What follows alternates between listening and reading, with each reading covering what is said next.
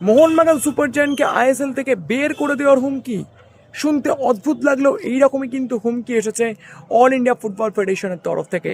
আপনারা নিশ্চয়ই জানেন এবারের আইএসএল অর্গানাইজ করছে অল ইন্ডিয়া ফুটবল ফেডারেশন এবং এআইএফএফ তরফ থেকে সমস্ত পার্টিসিপেটিং ক্লাবকে 1 কোটি টাকা পার্টিসিপেশন ফি জমা দেওয়ার কথা বলা হয়েছিল এবং সেটা নিয়ে পরবর্তীকালে বিস্তর জলঘোলা হয়। এবং মোহনবাগান সুপার জায়ান্টের সিটিও বিনয় চোপড়া কেন এই টাকাটা মোহনবাগান সুপার জায়ান্ট দেবে, এই নিয়ে বারবার ক্লাব জোটের যে মিটিং এবং ক্লাব জোটের সঙ্গে এআইএফএফের যে মিটিং হয়েছিল সেক্ষেত্রে কিন্তু বারবার মোহনবাগানের তরফ থেকে এই কথাটা তুলে ধরা হয়েছিল যে মোহনবাগান সুপার জায়ান্ট সহ বাদবাকি ক্লাবসগুলো তাদেরকে কিন্তু এই যে মরশুমটা হচ্ছে এই মরশুমটা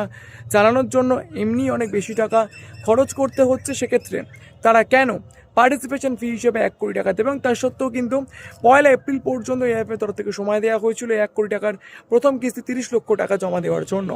আইএসএলের অন্য সবগুলো ক্লাব জমা দিলেও যেটা শোনা যাচ্ছে মোহনবাগান সুপার জায়ান্ট এবং কেএলও ব্লাস্টার্স এফসি এই দুটো ক্লাব এখনও পর্যন্ত কিন্তু তাদের প্রথম কিস্তির বকেয়া 30 লক্ষ টাকা জমা দেয়নি এবং তার জন্য কিন্তু তাদেরকে 5 এপ্রিল পর্যন্ত সময় দেওয়া হয়েছে এবং প্রত্যেক দিনের হিসাবে কিন্তু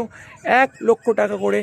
এক্সট্রা ক্ষতিপূরণ দিতে হবে এআইএফএফকে। এবং যদি তারা 5 এপ্রিলের মধ্যে তাদের প্রথম কিস্তির বকেয়া টাকাটা